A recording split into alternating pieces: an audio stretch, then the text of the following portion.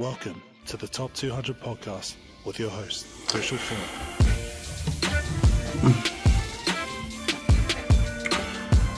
Alright, what's up everybody? It's Herschel Froome from High School Top 200 and this is the Monday morning meeting. Welcome back. I'm glad everyone has joined me again today for what's coming towards the end of everyone's competitions. I think it's been a pretty hard year for everybody.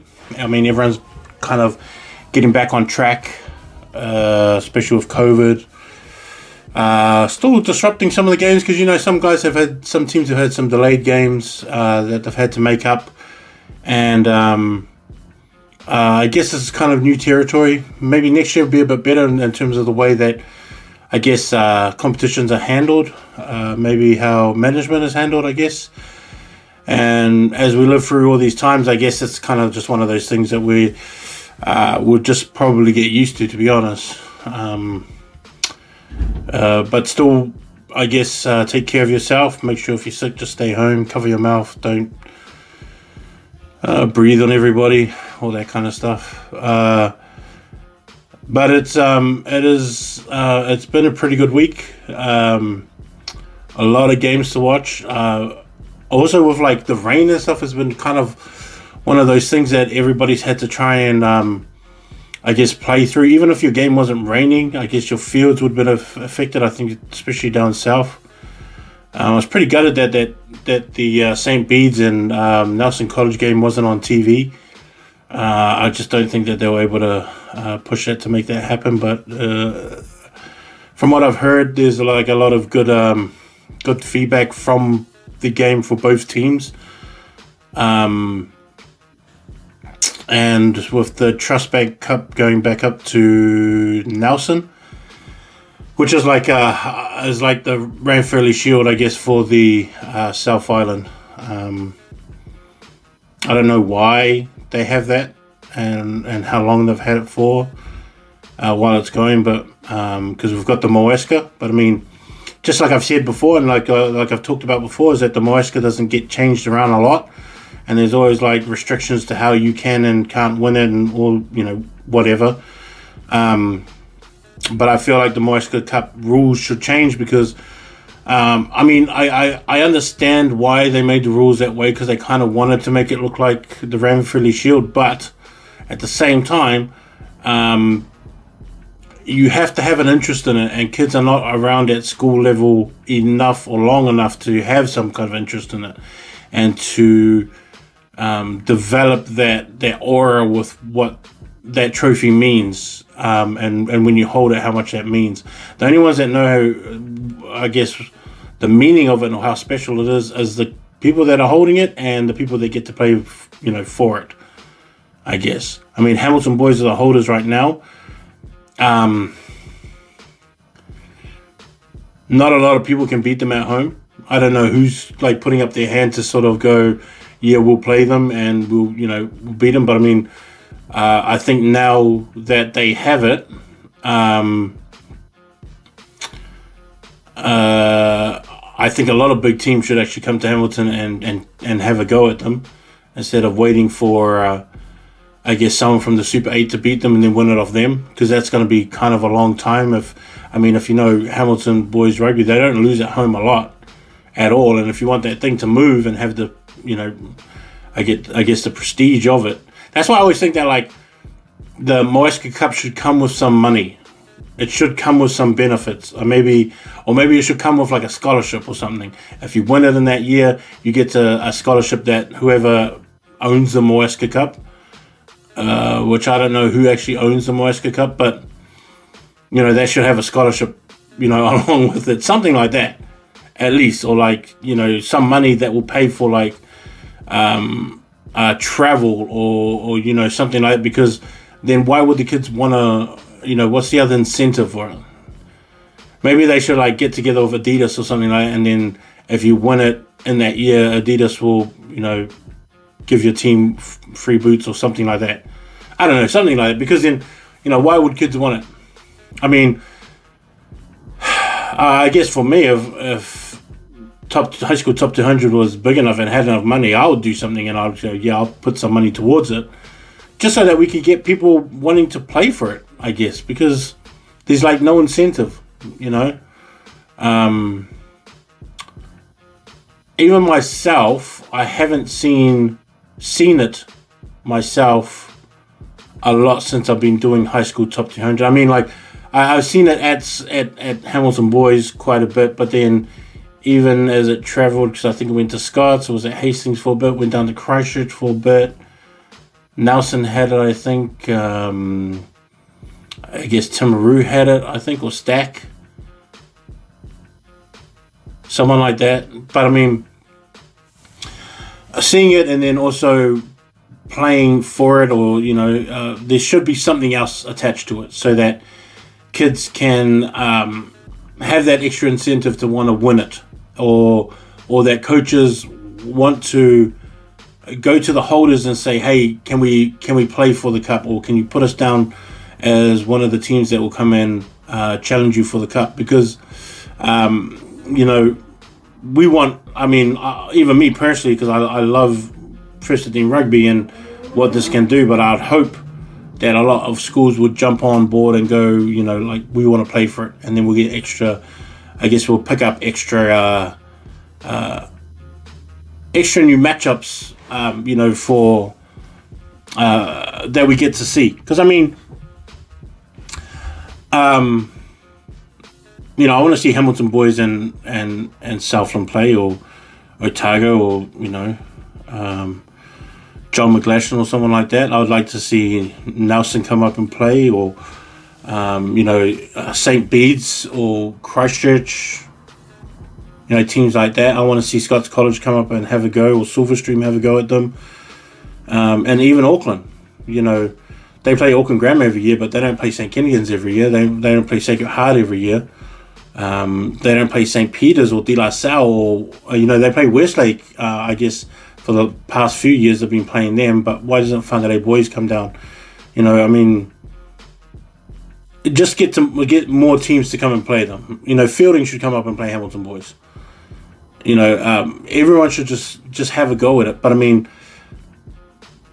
I don't think it should just be when you play them at home. I think that should be able to be moved around as much as possible, so it's always up for you know, for the win. It's always up in every challenge that you could lose the Moeska Cup. But I guess with all the games that's been passed, so I mean, I think the first game of the week, moving on to all these games, the first game of the week that St. Bernard's and Hutt Valley High School won, that was on the Monday. Obviously, you know, St. Bernard's was saving some players. 24-0 against Hutt Valley that's fine. I mean, it could have been more, but I mean, that's fine. I think, you know, St. Bernard's would have had to manage, I guess, the two games in a week, or, you know, and be able to make sure that their guys were all still fit and weren't banged up or bashed up, because they still got to get into this top four of the Wellington comp. You know, I don't know when the last time they made it, but it's looking like they were on track to make it. They just got to finish this one off strong. The Silverstream and St. Pat's Town one was a good game. I really enjoyed. I mean, I actually think that it was quite a tidy game for the weather, to be honest. Like, I expected a lot more mistakes. You would expect a lot more drop balls and, you know, I guess not a lot of pace and speed to it. But I actually thought the boys did really good for how bad it was. And kind of like a normal game, to be honest.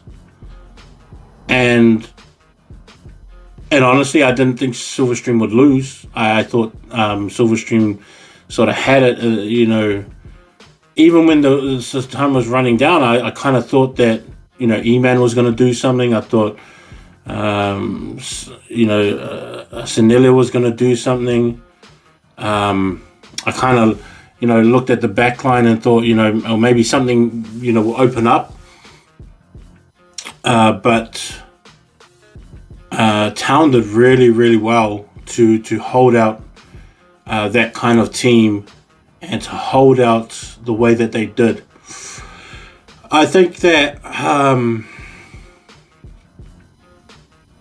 Town needed that win, right? Because Town, I guess where they sit,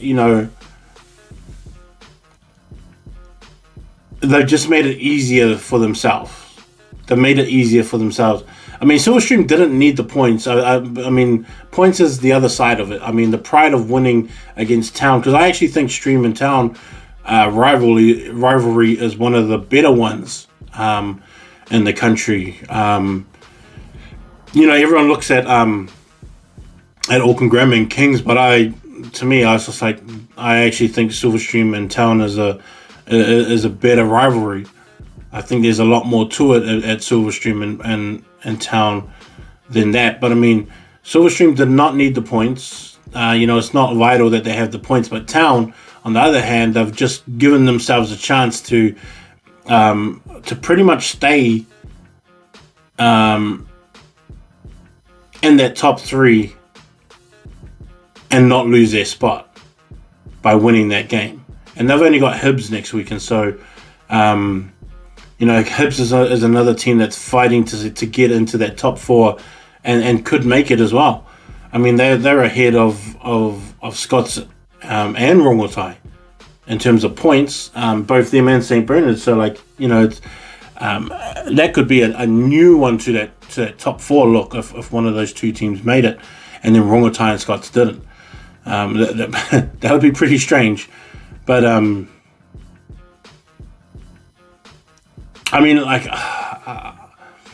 wish I could have watched that game against Hibs and Wellington, because I was shocked when I saw that score. I really was shocked. I didn't actually. I don't know. They probably made them. I thought that they made a mistake, like I do with scores all the time. I make heaps of mistakes all the time when it comes to scores. Yeah. Not. I guess that was reminiscence of when they lost to them. What is it? 2015, I think it was, something like that, when they lost to Hibs. But yeah, it's just one of those things. I think. I went to the game. I went to 2 games this week.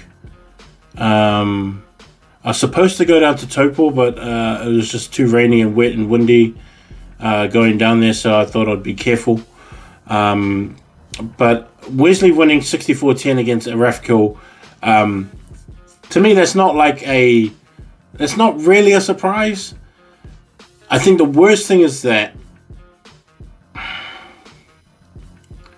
seeing that score and then going to see them on Saturday, and then beating Francis Douglas the way that they beat them. But then you go and look at their Pukekohe score and then go, well, what the hell happened there? If you guys lost to Pukekohe, but you guys can beat Rathkill by that many points and beat Francis Douglas by that many points. Because, I think Pukekohe can beat Rathkill, but I don't think that they can beat Francis Douglas. But when you take a score like that, it just suggests that Pukekohe can beat Wesley on I guess, 5 out of 10 times, and they can also beat Francis Douglas as well, if you're going to take those kind of points into consideration and sort of that kind of pattern. But when I spoke to one of the boys on Saturday, they said that the boys thought that it was going to be an easy game. And this is kind of where it brings it up there. Even with my rankings and everything, and who I have ranked, where I have them ranked, and whatever, you still have to play the game. Just because you're ranked higher doesn't mean that you're automatically going to win. I'm just giving my opinions based off how you've been playing for most of the year. And how Wesley have been playing for most of the year suggests to me that they should have beaten Pukekohe by 15 points. But I mean, when you come to any kind of game with the attitude, and I guess an attitude of like, it's going to be easy, we just roll these fellas, and then you sort of don't bring, and you bring that attitude to training, and you're not intense, and you don't have that, that thrive to win, and I guess for teams, and especially Wesley, I guess because I'm just talking about them, Wesley should have had this mindset of, we want to finish good. We started off pretty bad in the beginning. We want to finish the season good. We need to be intense in every single game to hold that intensity right through to the end of the year, because we want to make the top 4 in the CNI, which they did. But we want to also make sure that we can have a chance at keeping that intensity high so that we can beat Fielding, who they have this week.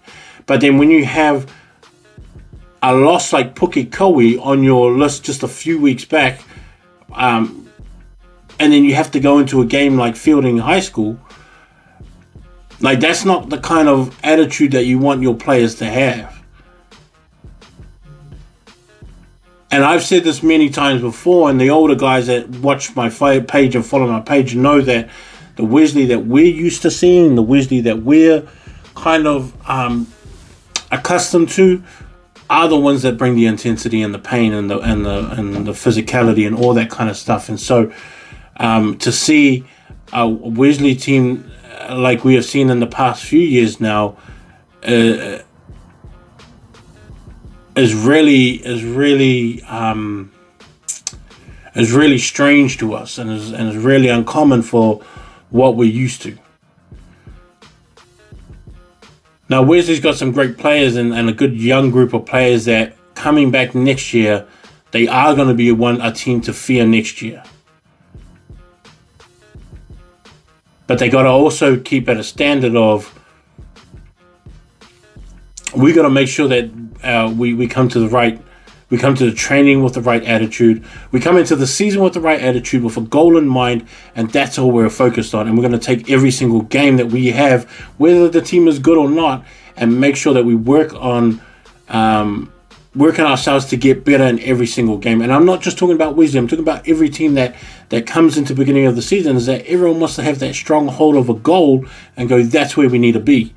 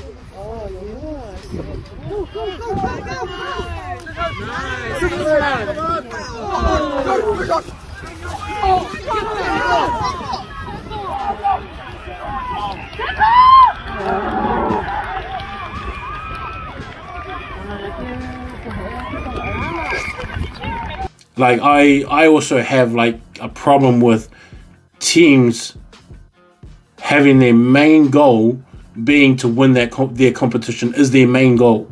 They don't really care about top 4. They just care about winning their competition.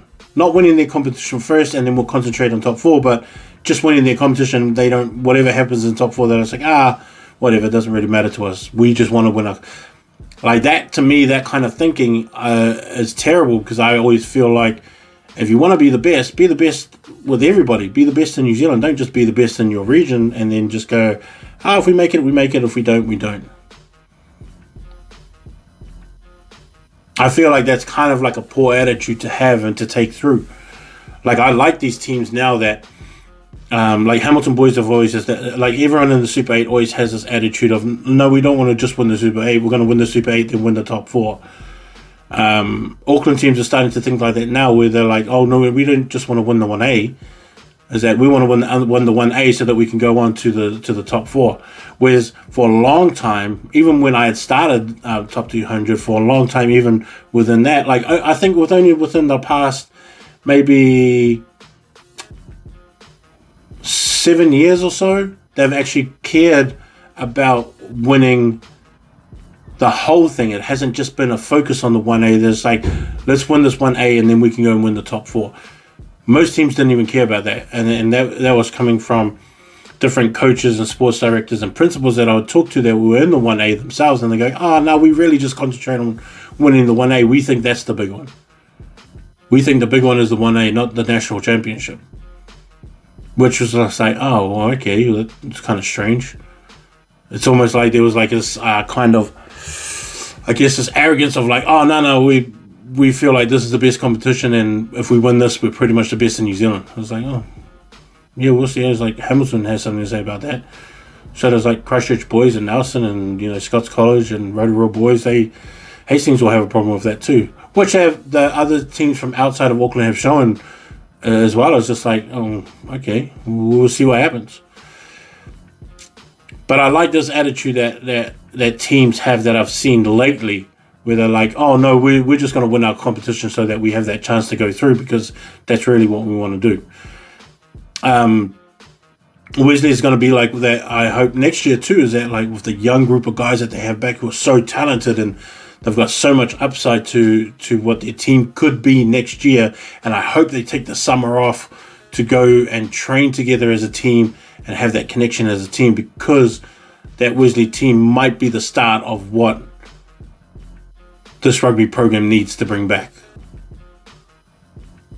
which is that aura of the black and white that they have, and maybe bring the jersey and the school back some pride in terms of their rugby program, which I've always been great at. But I think St. Thomas was the other ones that played. I mean, Trident High School and Whakatane, they had a close game, which was strange too. I actually thought Trident would win by a little bit more than 26-22 over Whakatane, because Trident has been pretty strong this year, Trident High School, and so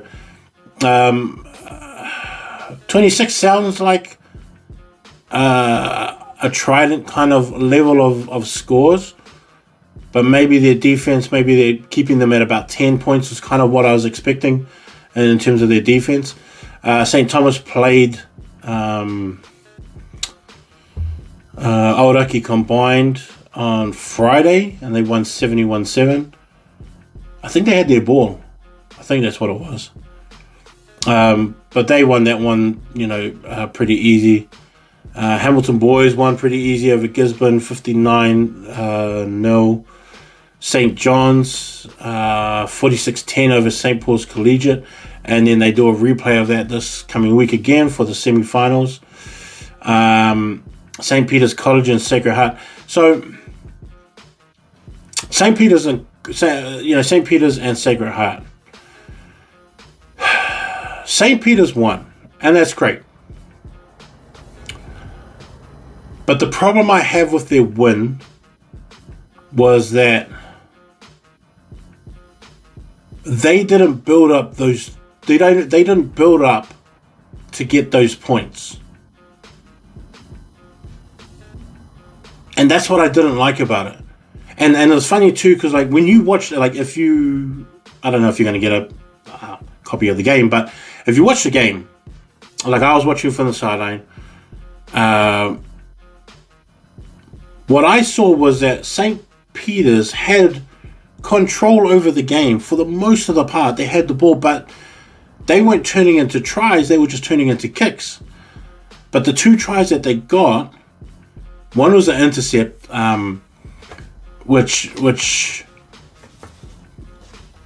who was it? The guy? I think it was. Oh no, it was Justin Malifa.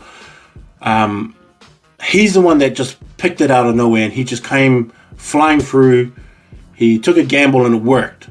He scored that 1 try, and I think Etu was the other one that scored. And the way that it happened, and really and honestly, it was a dumb try And Sacred Heart really coughed it up. It was Sacred Heart's fault. And St. Peter's pressure caused them to pass the ball, went into the end goal, and St. Peter's, because they were so hard up on pressure, when that ball dropped to the ground, they just jumped on top of it, and it was a good try because it came from their pressure. But my worry is that, are they going to push it? Are they going to start playing and not finish these movements off with 5 points or 7 points? Or is it always going to be a 3-point, goal in the end? Are they going to play to get penalties, to kick points? Because they have so many good players in terms of the guys that can drive it forward. I mean, Sika Pule had a massive game in the way he ran the ball. And he's such an offensive machine. And then when you have that with a guy like Blair, Dylan Petaya played really good. So did Charlie Bent, was the other one that I really liked. But and it's hard too, because Etu Fuka is probably, I actually kind of, I don't know, I actually think he might be the best halfback that we have in New Zealand right now. And Ben O'Donovan has always been the first one, but just the way that Etu has been playing, man, like, his passes so fast, and I feel sorry for his year 11 first fives. You know, what's his name, Zealand and Louis. Their hands must be so sore, because man, he just fires that thing out of there. But there's so much speed in it that you just, you kind of just look at him and go, friggin' hell, man! Like, there's so much power that he builds up and just gets that ball out of them. And he honestly is like Fakatava. He plays exactly the same way that I remember Fakatava playing. Even his defensive side, Fakatava used to do real solid hits on like big boys, and Etu does the same thing. It's like he really wants to get into that physical stuff, which, I mean, hopefully it doesn't hinder the way that he wants, the way that he has been playing. But I mean, I hope he picks his spots. Like, I think that's what Falau Fakatava was really good at, is that he let the loose forwards do their job, and then when he had to make up for the defensive side of it, he'll jump in and do it. He wasn't just hunting and seeking these tackles just to get in there with the hard stuff. He would make sure that those guys did their stuff first, and then he was there just to clean up on the edge kind of stuff if he had to. But one thing that I didn't, and the only thing I didn't like about that game with St. Peter's, even though they won, was how those tries came out. Was that even though they put so much pressure on, they made it all the way down the field, but they weren't finishing with tries. They were finishing with penalties and kicks. And I mean, I still think that they're the best in Auckland. I still actually think that they're going to win the 1A. But can they win nationals like that? Can they win nationals with that kind of rugby? Is what I'm starting to sort of think, is that can they get through games like that just doing that kind of stuff? Because they're going to need some finishes, you know. They're going to need to be able to have those guys. And I saw Cialia there on the side, and he's running around. He was, having races with some of the younger boys, and his leg, even though he looks still ginger, he's running on it, and it was really positive to see the way that he was running. And Cialia's been one of my favorite players. Even when I saw him in under 15s, and I thought, far out, this guy talks too much, but man, he's a freaking good player. And even the way that, and I like the teammate that he is now, even though he's injured, man, he really hypes up the boys too, and I really like that about him, is that he's still a positive team member of, and being able to share that confidence that he has in himself and be able to give it to those boys, because man, he was just hyping them up too, and it was really cool to see him. And I hope he can get back. I hope he doesn't push it to get back, but I hope he can get back and we get to see him again, because definitely would have been New Zealand secondary schools this year with a full year. And I can't wait till he gets to under 20s, because I actually think that he's going to be one of those guys, even in under 20s, that might make it straight out of high school in under 20s for New Zealand. He's just that strong and powerful and that skillful that he could be that guy to do it. And even, watching him towards the end of last year and the beginning of this year, is that his delivery to the wingers, because he wasn't like one of those trusted passing guys.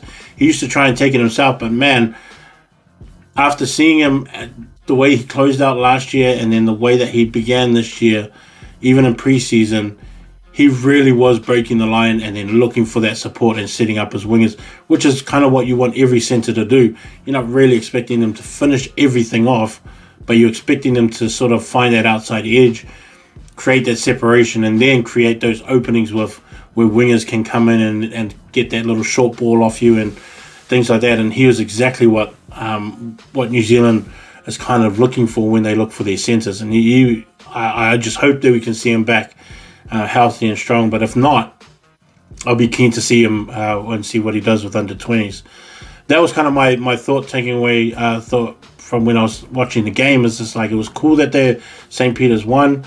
They're still top of the table, but it was just the not getting the points themselves. It didn't come off their, their grind. It didn't come off anything that they were doing. It was stuff that they picked up.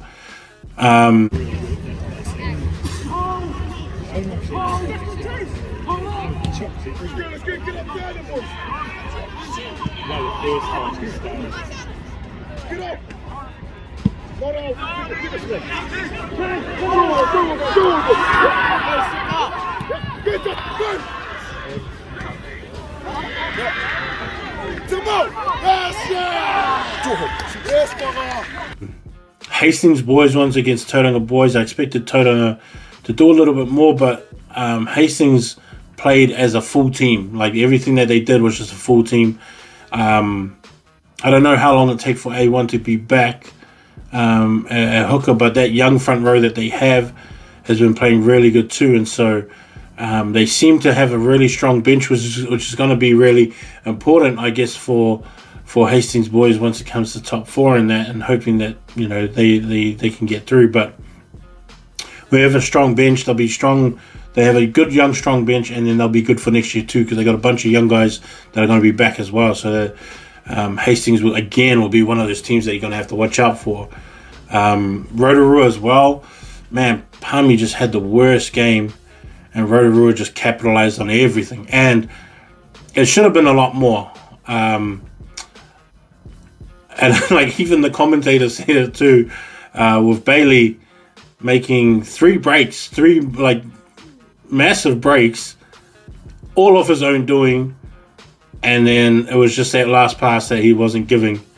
But I mean, you could have added another 18 points onto that scoreline, and that's really what it could have been, because Palmy, and this is probably the worst that I've seen Palmy play all year, and it wasn't good to watch, because I was expecting a lot from them too, just from how they've been playing.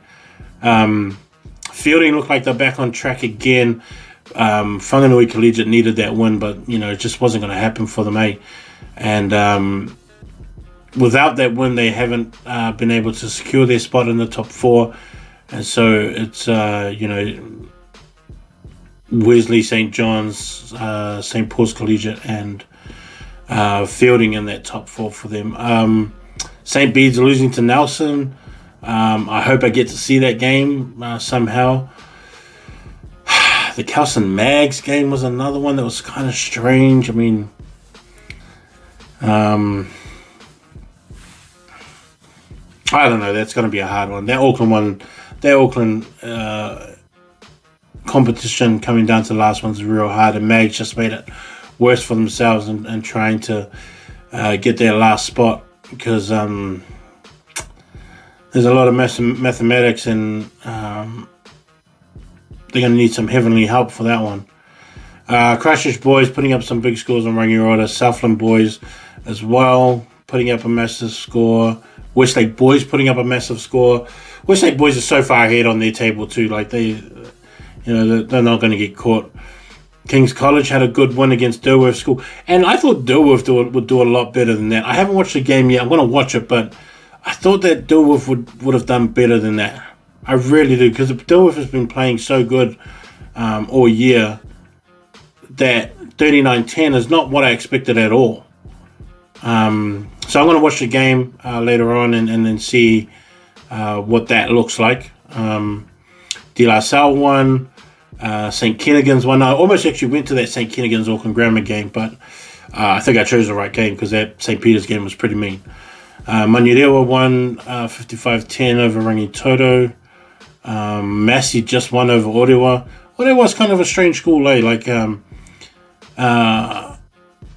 they don't have a lot of superstar power, except for, like Cameron's there, but they really do push those bigger schools around in that in the North Harbour comp.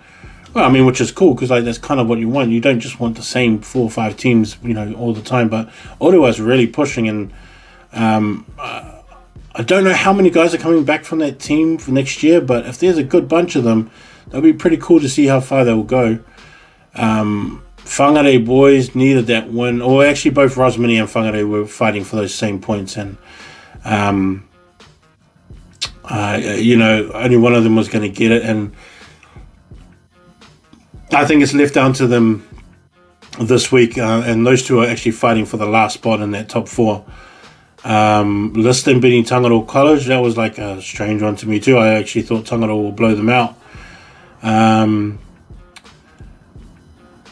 Southern Cross Campus in St. Paul's, who is the best league school to be a rugby school, and they both ended the game 17-all, so they should probably just play a fun one to see who is actually the better rugby school as a league school. It's just like league players playing rugby and just seeing who's the best.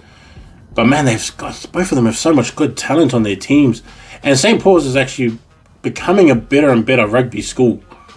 Even for how much league players that they have, they could quickly.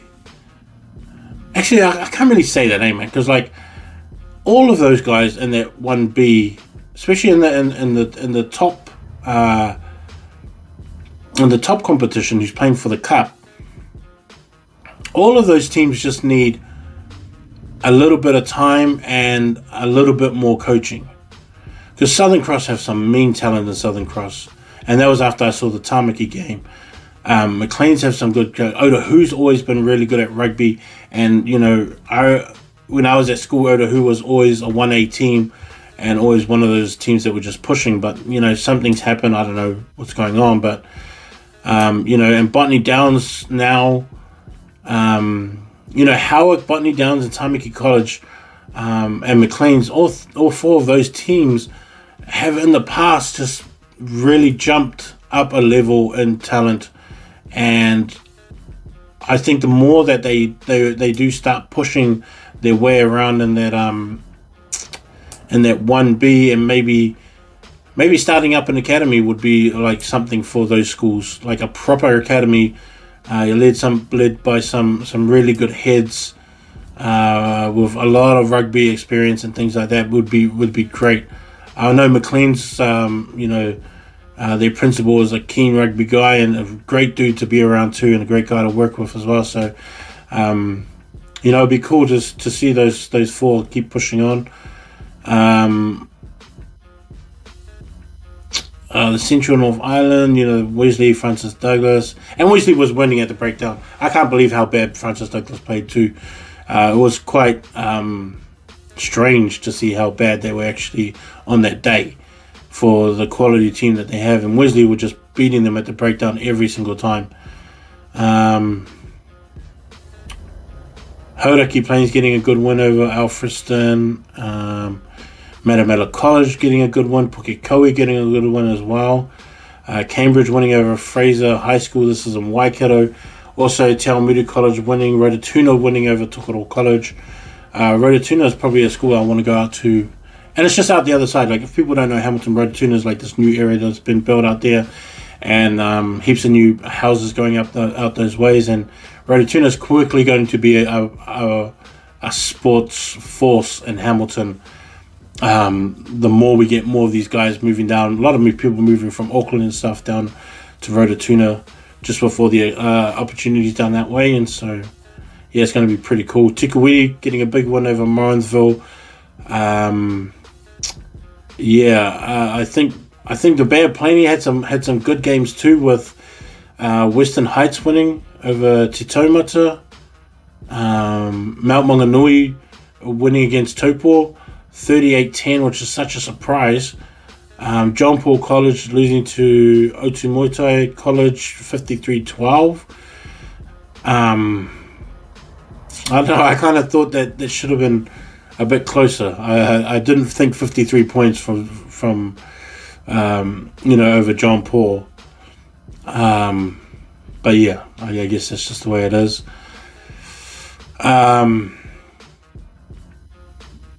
St. Bernard's getting a good win over Wairarapa. Rongotai winning over Minor College as well. And then the Wellington game, Wellington losing to Hibs. Real strange. I hope someone sends me the game. I hope Hibs send me the game. I don't know if Wellington College will want me to watch that one, but I hope I get the game somehow. I guess that was one of the games that Sideline didn't turn up to or something. I don't know. Maybe they knew something was going to happen. But yes, and it's funny too because there's some pretty big upsets, because even Shirley boys losing to Waimea combined, and Shirley needed those points because Shirley was like looking to become looking to move up into that top four, and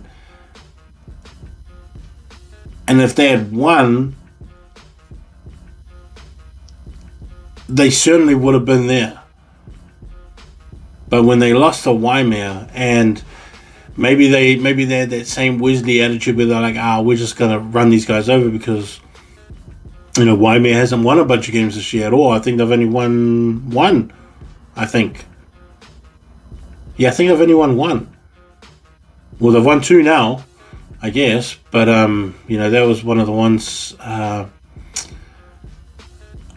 Selwyn and Marlborough really was not really a good reflection on that scoreline though, because a few things could have just went Selwyn's way, and they would have been they would have won that game. And there's I guess there's turning points. I mean, I've seen some pretty bad calls over the past few years that I've been doing this. I mean, refs do have that pressure, but 43-19, the way it finished wasn't really the way I thought it should have been. Maybe I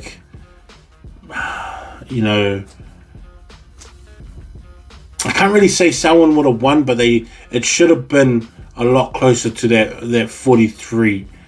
I mean, maybe like a 29-25 kind of game is kind of what it kind of looked like it was getting to.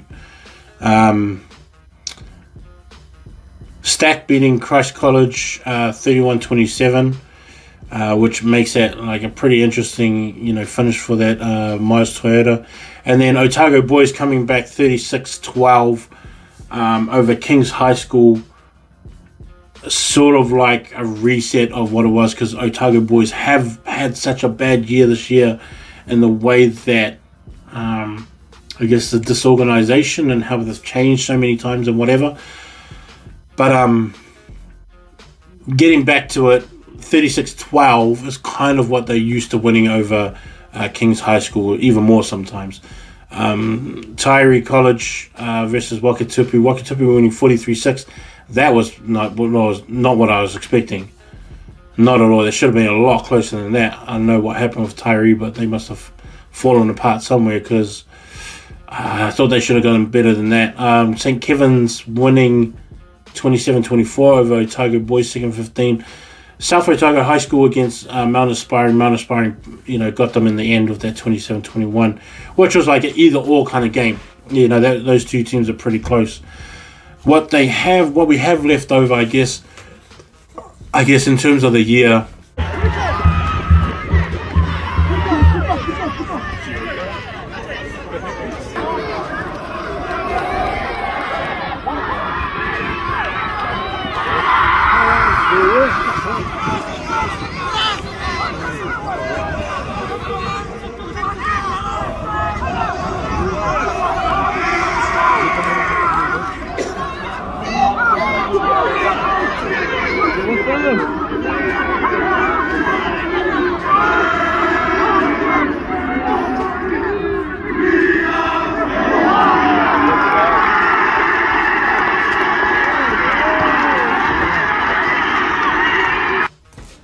Now, in the 1A, like I said with the North Harbour one, right, is that the top 4 is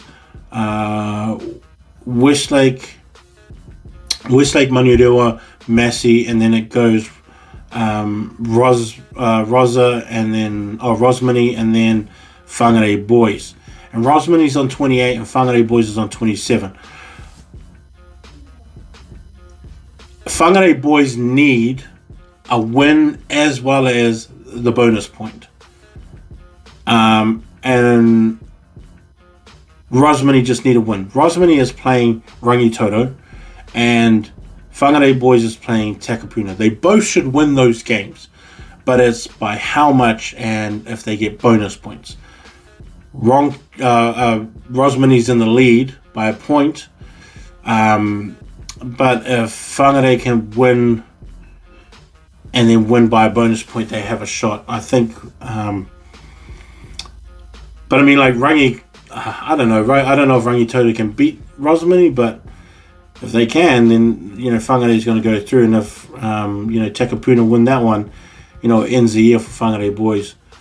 And so whoever wins takes that 4th spot. In the 1A in Auckland, St. Peter's are safe, and Kelson Boys are safe at 1 and 2. Sacred Heart's on 31. Then it goes St. Kent's on 29. De La Salle on 29. King's College on 27, and then Mags on 23. Mags need both wins, and they need both bonus points.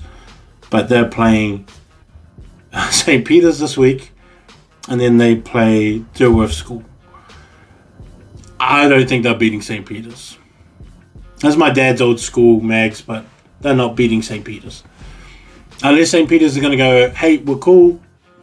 We are not going to lose this number 1 spot. You know, we're not going to, you know, move out of the top 2. So we don't want to get any more injuries. We'll just chuck a whole bunch of our young boys in there, gives them some experience and a taste of what it's like, and blah, blah, blah, whatever. I don't think they're going to do that. This is not St. Peter's way of doing things. They're going to go into, you know, they're going to go, I think they're playing at Max, but, you know, they're going to run in there and try and put up some scores on them and really push them down. And so I actually think that Mags are out of the running right now, which my dad will be annoyed at, but that's just how I feel anyway. Then you got Sacred Heart. Sacred Heart only 31 points. Sacred Heart have St. Kitts this week and then King's College the following week. If they lose those 2 games and St. Kitts wins their one against Sacred Heart, and then the week after that they got Liston College, they'll go and win that was Liston College one. I mean, I don't think it's, you know, too hard to pick that game. But if St. Kitts win against Sacred Heart this week, they're going to make the top 4. And Sacred Heart are going to drop down 1. If De La Salle win against Dilworth School and Auckland Grammar, they're going to be in the top 4, and Sacred Heart is going to fall again. And they're going to miss out from being number 3 into missing out. Now, if St. Kitts win their last 2 games and De La Salle win their last 2 games, King's College don't have a chance at making it. Being 2 points behind, they're just not going to make it.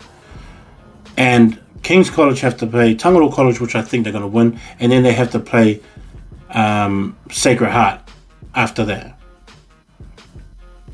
But if De La Salle and St. Kitts win, it doesn't really matter, to be honest, because King's College won't make it. Now, De La Salle is kind of the key, because De La Salle, to me, should win both of those games. But they also should come with that attitude of, we don't want to win, we need to blow these teams out. Now, I would be a bit nervous if Auckland Grammar was the Auckland Grammar that we're used to, but they're not. And De La Salle shouldn't treat them like they are. They should treat them by how they've been playing and go, no, we're going to smoke these guys, these fellas, and we're going to come to training with the attitude that we're going to waste them, and go into that thing and just waste them. Train hard like you're going to waste them. And De La Salle should make it into the top 4. Now, whether they do it or not is a different thing too. But, you know, these other schools are going to be praying for their downfall. And De La Salle really has it in their own hands and their own, you know, it's all within their grasp of, hey, we can win this and we can go into the top 4 and then make a big splash up in there too. And so the 1A is going to be pretty intense over these last 2 weeks, and by Saturday we're going to find out what teams have dropped off. We can pretty much count out Mags, to be honest, and I ain't trying to be sad or anything, but we can pretty much count them out, because they're not going to beat St. Peter's.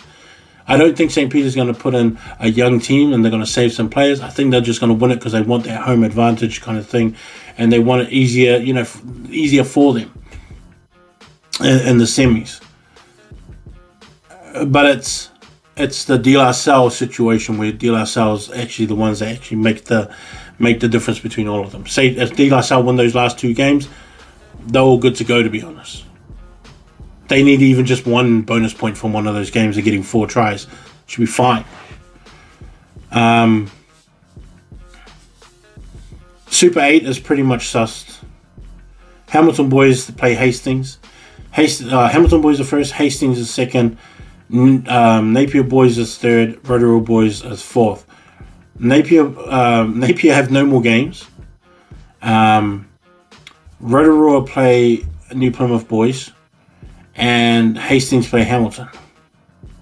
Hamilton win, and I mean, like, they could probably do the, you know, they're still going to have a home advantage. They could do, I guess, a lesser team to play Hastings boys and do them a favour and go, well, you know, you guys can beat this team if you want, this younger boys team, and we'll just save our players for a week. But I don't think Nigel and Greg are those kind of coaches where they'll do that, because they want to win. They'll want to win every game, you know, like they have so far. Rotorua should win their game against New Plymouth boys too. Now, we've seen in the past where they should have won as well in the past, but didn't. And so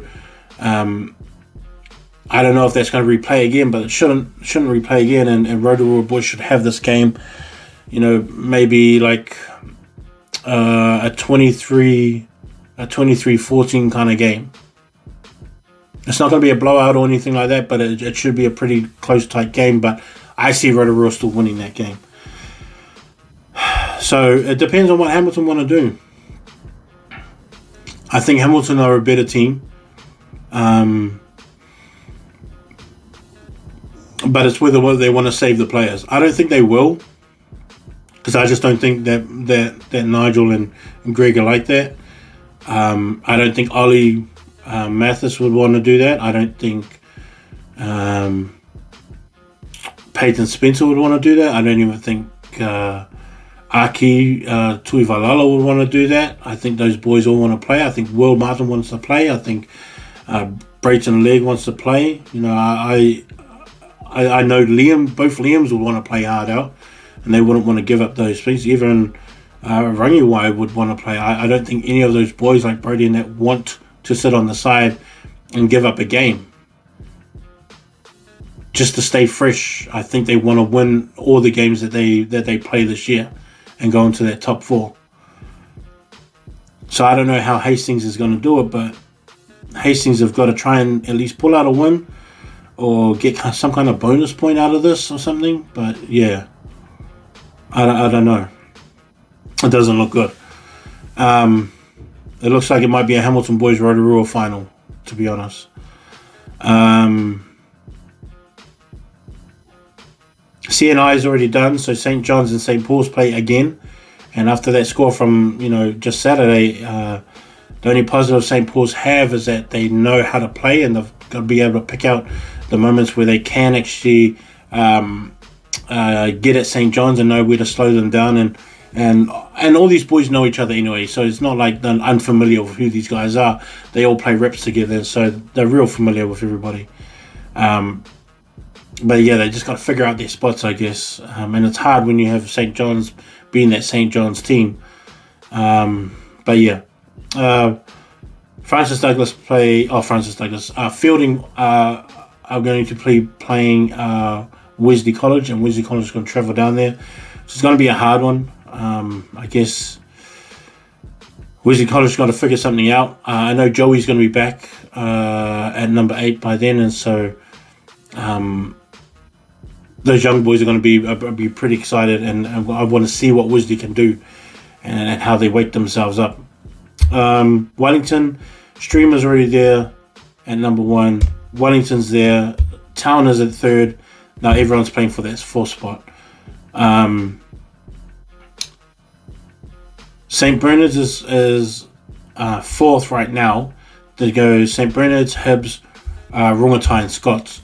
Rongotai and Scots on 18, Hibs is on 19. St. Bernard's play Scots College. And Town play Hibs. Now I would say that Hibs won't win, but we can't say that after they just beat Wellington. We can't say that at all. Because Hibs might pull something out, and we'll all be eating our words if Hibs do. Now I can't say that they're going to beat Town. I think Town's going to win, but I can't say for sure and be definite now that they've beaten Wellington College. Because now that they've got this belief in themselves, and if they carry that same belief over, sometimes it's just hard to beat that belief in yourself. And sometimes it's hard to just bet against it when the team's on a roll like that. And so Hibs might have that same attitude. If Hibs win and St. Bernard's lose to Scots, then Hibs is the one that goes through. Even if Rongotai win, Hibs with the win would go through. Town will drop down. I mean, yeah, it'll be strange. It'll be such a strange one too. I think St. Bernard's can beat Scots College. I think they have the team, but it's whether they have the belief in themselves that they can do it. Is going to be the other thing, but that's going to be a hard one. That's probably going to be one of the best games this week. Is going to be that Scots and St. Bernard's College one, that everyone should probably watch out for and have a look out for. Miles Toyotas is pretty set with St. Thomas, Nelson, Christchurch boys, and St. Bernard and St. Bede's at the top. Timaru is next. It goes Timaru, Stack, Marlborough boys, Shirley boys, and then it is Christ College. And Christ College have to play Timaru, and so Shirley boys is playing St. Thomas, and I don't know if Shirley boys can beat St. Thomas. St. Thomas are heavy favourites in that. But it's going to be the Timaru boys, and the Christ College game is going to be one that actually matters and everyone should really focus in on, because if Christ College can win, they'll be in that top 8, and if Timaru beat them, then Shirley stays. Even if they lose, Shirley will stay in there. There's just not a lot of space for that, but then everybody else is pretty much set in that competition, which has been pretty hard this year. It's been pretty hard competition, real close. especially those top 4 teams have been really close. Timaru also with their beating Nelson as well was a real big one, and Timaru went through winning all the games that they should have won, and then the losses that they had were ones that they should have had, but it doesn't mean that they were counted out. They've actually played really good throughout this whole season as well, pretty consistent, even without their best player, which is something that you have to kind of take into consideration too. If Bede Fisher was there the whole year, this is a very different Timaru boys team that would be watching, and they would not be sitting 5th, they would be sitting somewhere 2nd. That's how good they would have been with Bede Fisher there. And it's so gutting when you have a top player, like how I just spoke like about Ciali before for St. Peter's. Same thing happens with with Bede Fisher and Timaru boys, and even same with St. Paul's Collegiate and having Kawa out this whole year, and all 3 boys seem to be recovering pretty well, and it's been good. They've had good sessions and stuff like that, and but just having those kind of guys miss out is kind of like makes you wonder how things would actually go in terms of the season. But all three of those guys will be back in under 20s next year, and it's going to be pretty cool to see what they actually turn out to be in under 20s, because all 3 of them look like those guys that you're definitely going to see on TV, pretty soon. But that's all of the Monday morning meeting. Share it with your friends. Let me hear your feedback. It's going to be a pretty big week for every single competition right now. Everyone's still fighting for those spots. We'll catch you up later. How's your phone? Later, Bolt.